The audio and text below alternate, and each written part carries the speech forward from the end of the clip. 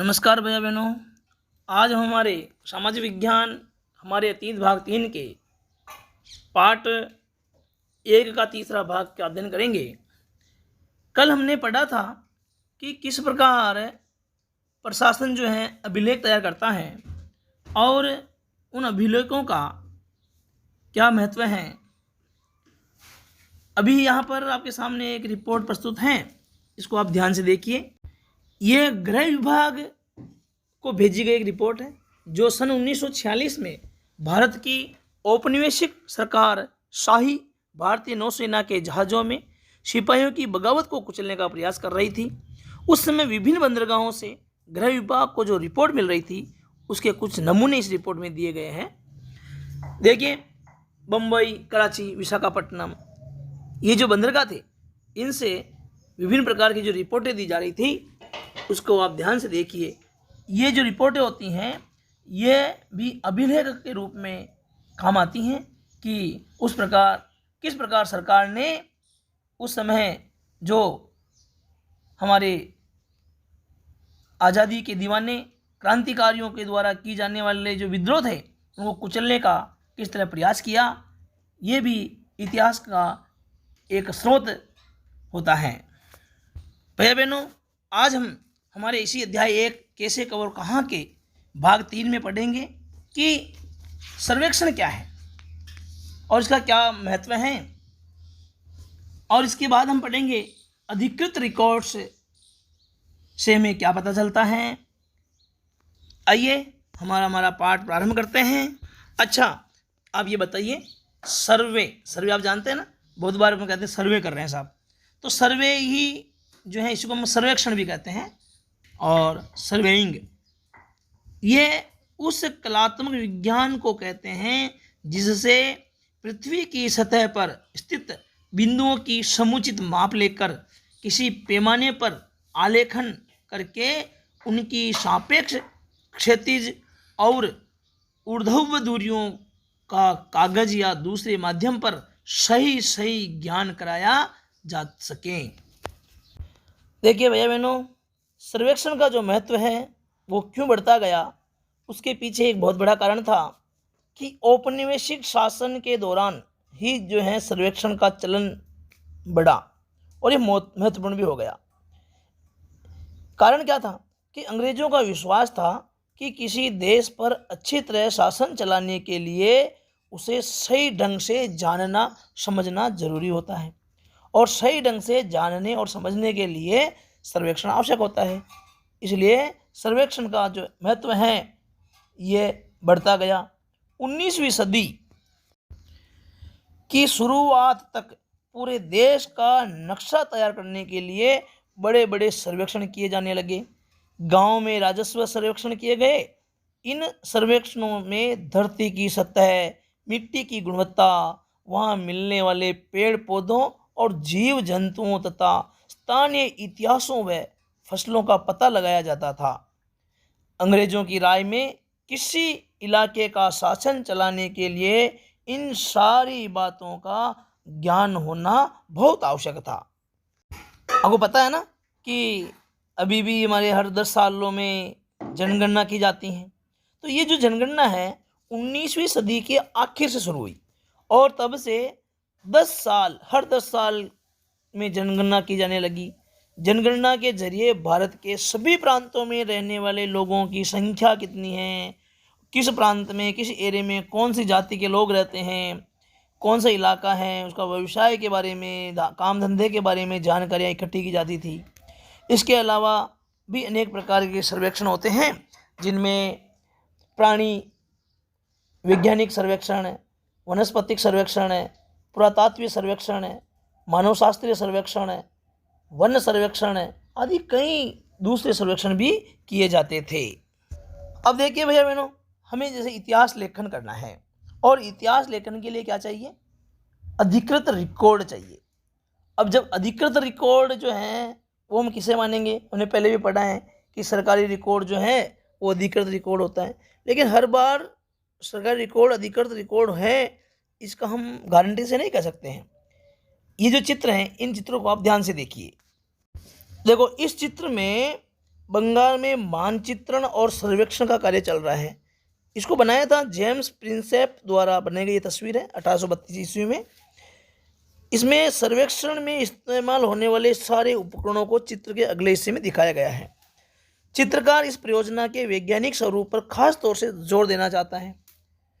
इसी प्रकार दूसरा चित्र है, इसको आप देखिए।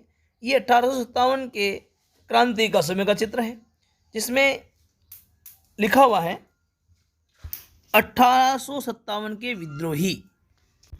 अब देखिए, तस्वीरों को हम जब ध्यान से देखते हैं हमें पता चलता है कि चित्रकार की सोच कैसी है। यह 1857 के विद्रोह के बाद अंग्रेजों द्वारा तैयार की गई एक सचित्र पुस्तिका है और इस तस्वीर को हर जगह उस पुस्तक में दिखाया गया है। इस तस्वीर के नीचे बाकायदा लिखा गया है कि बागी सिपाही लूट खसोट में लगे हुए हैं। अंग्रेजों की नज़र में विद्रोही जनता क्या थी? वो लालची थी, दुष्ट और बेरहम थी। यानी अब ये रिकॉर्ड हम इसको सत्य नहीं मान सकते, क्योंकि उस समय की जो सरकार थी, जो अफसर थे, जो उन्होंने जैसा सोचा, जैसा उनका मानसिक विचार था, जैसा चला वैसा उन्होंने लिखा। देखिए, जो रिकॉर्ड्स होते हैं उनमें क्या होता है, ये बड़ा विशाल भंडार है, इसमें बहुत कुछ पता लगा सकते हैं। फिर भी इस बात को नज़रअंदाज नहीं किया जा सकता कि ये सारे सरकारी रिकॉर्ड्स हैं।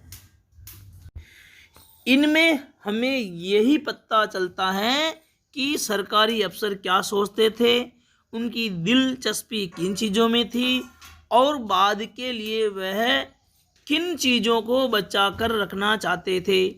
इन रिकॉर्डों से हम ये समझने में हमेशा मदद नहीं मिलती कि देश के दूसरे लोग क्या महसूस करते थे और सरकार की कार्रवाइयों की वजह क्या थी, इसका हम स्पष्ट जानकारी नहीं प्राप्त कर सकते हैं। तो फिर बताइए वो कौन से स्रोत हैं जिनसे और हमें अधिक जानकारी मिल सकती हैं। तो इसके लिए जब हम ऐसे स्रोतों की तलाश करते हैं तो उसमें कमी नहीं है, बहुत सारे स्रोत हैं, लेकिन सरकारी रिकॉर्ड के मुकाबले उन्हें ढूंढना थोड़ा मुश्किल साबित होता है। और इस कारण से इसमें जो स्रोत हो सकते हैं, जैसे लोगों की डायरियां हैं, तीर्थ यात्राओं और यात्रियों का संस्मरण है, महत्वपूर्ण लोगों की आत्मकथाएं हैं और स्थानीय बाजारों में बिकने वाली लोकप्रिय पुस्तकें, ये भी स्रोत के रूप में, रिकॉर्ड्स के रूप में काम में ली जा सकती हैं, जिनसे हमें कुछ हद तक सही जानकारियां मिल सकती है।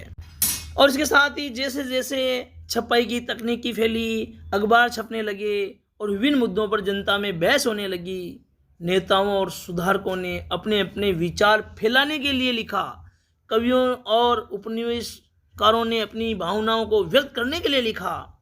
लेकिन ये सारे स्रोत उन लोगों ने रचे जो पढ़ना लिखना न जानते थे। अब जो लोग पढ़े लिखे नहीं थे, जो उस समय आदिवासी थे, किसान थे, खदानों में काम करने वाले मजदूर थे, जो सड़कों पर निवास कर रहे थे, वे सब लोग जिंदगी गुजारने वाले जो गरीब थे वो किस तरह का अनुभव कर रहे थे, किन अनुभवों से उस समय अंग्रेज सरकार के समय गुजर रहे थे, इनके बारे में हमें इन सब लोगों से पता नहीं चल पाता है। इसलिए हम कह सकते हैं कि अधिकृत रिकॉर्ड से सब कुछ पता नहीं चलता है, बहुत कुछ मोटा भाग छूट भी सकता है, छूट भी जाता है। अभी यहाँ पर एक रिपोर्ट दी गई है जिसको हम स्रोत 2 कह सकते हैं। इसमें किस प्रकार अखबारों की या जब छपाई होने लगी तो आंदोलन जो हमारे चले वो एक तुरंत आग की तरह फैलने लगे। 1946 में हुई एक पड़ताल जो है अखबार में दी गई थी, उसको आप ध्यान से पढ़िए। यह दिल्ली में 2000 से ज़्यादा पुलिस वालों ने बृहस्पतिवार सवेरे अपने कम वेतन और पुलिस लाइंस बावर्ची खाने से आने वाले घटिया भोजन के खिलाफ खाना खाने से इनकार कर दिया। जैसे जैसे ये खबर दूसरे पुलिस थानों तक पहुंची, वहां भी पुलिस वालों ने खाने से इनकार कर दिया। अब एक हड़ताली का कहना था कि पुलिस लाइंस की रसोई से हमारे लिए जो खाना आता है वह कोई इंसान नहीं खा सकता। हमें जो चपाती और दाल खानी पड़ती है उसे जानवर तक नहीं खा सकते। अब विचार करिए, ये खबर है हिंदुस्तान टाइम्स 22 मार्च 1946 की। अब ये बात जनता तक कैसे पहुंची? अखबार के माध्यम से पहुंची। बाकी सरकार कभी भी इस चीज़ को नहीं छापेगी, किसी भी इस तरह के रिकॉर्ड को अपने पास नहीं रखेगी जिससे उनकी कमी लगती हो या उनके अत्याचार जनता के सामने आते हो। आज हमारा ये पाठ पूरा, इसमें कुल 4 प्रश्न मैं आपको दे रहा हूँ जो मैंने पढ़ा है, उसी में से इनके उत्तर अपनी उत्तर पुस्तिका में लिखने हैं।